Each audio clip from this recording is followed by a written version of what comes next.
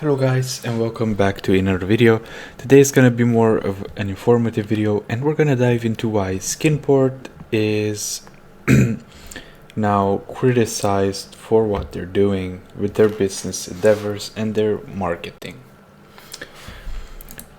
So if you weren't aware, Skinport put out this tweet on February 9th. We won't be renewing our subscription on Twitter. The platform has been overrun with bots and extremists since Musk took over. Going forward, our main socials will be Instagram and Discord. Now this is interesting for a myriad of reasons.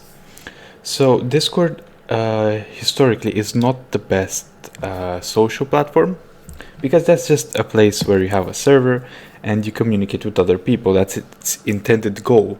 So that kind of falls flat. That's not really a social platform.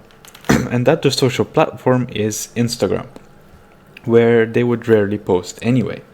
So that's about bad publicity for them, but we're not gonna get into things. But if you go and look at the replies of people and why they're mad, see, people are complaining, as you can see, about the same problems on their site. So they're doing something about people doing that on Twitter and they're complaining about it, but they won't do that fixing their site. And a lot of people raised a very good point that in order to combat these sort of arrangements happening, you can very easily just use a player-to-player marketplace such as CS Float and all that other stuff. The one thing that you have to realize when coming to Skinport is that the price you see here is not actually its final price because of a myriad of reasons. I have used this site before very much because, yeah, technically it offers the best deals, but it's also not very good for any seller, only for buyers. Let's say I have this M4A4 Tornado, for example, in well-worn, and I want to sell it.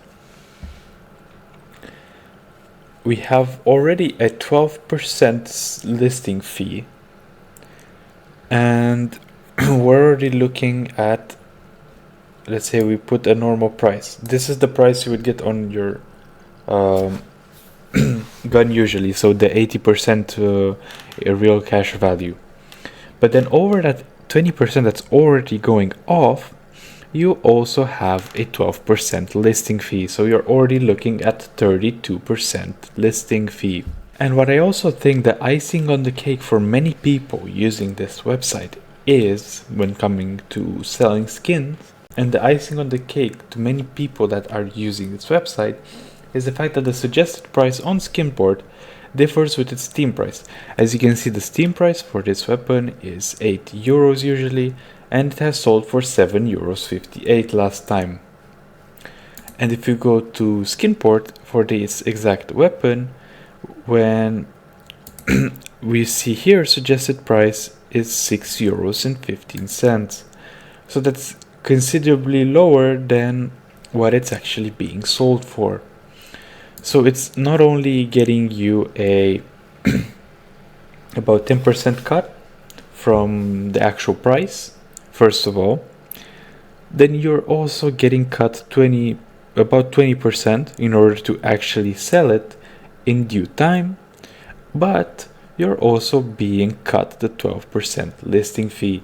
So realistically, if you want to sell on Skinport, you're getting hit with a 12% tax on listing. This goes for any skin under 1,000 euros. If it's over 1,000 euros, you only have a 5% selling fee. But that goes without saying that you're already paying the exorbitant amount of 12%. On top of that, you get about a 10% decrease anyway for suggested pricing. So you lose about 22% without even putting a reduction thing into the equation. And if you have to have a competitive pricing for your gun, you're losing another 15%. Now you can see that, doing all the math correctly and coherently, you lose about 35% value of your skin, when in reality, to get cash value, you would only lose about 20% with reputable traders or with player-to-player sites. So yeah, this my 2 cents. Not the greatest site for selling. For buying, it's one of the best because they're so scummy. But I kind of condemn that. If there would be a better alternative, I would use it.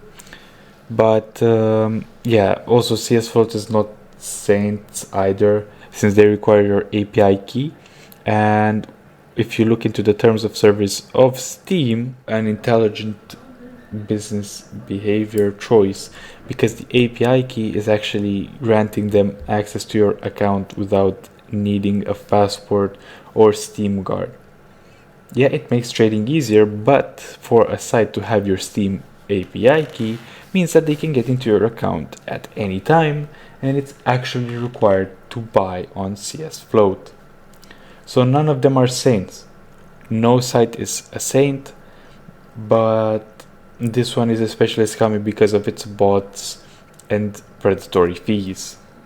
Hope you guys enjoyed this mini documentary that I thought about shedding light onto. And until next time, see you guys. Bye bye.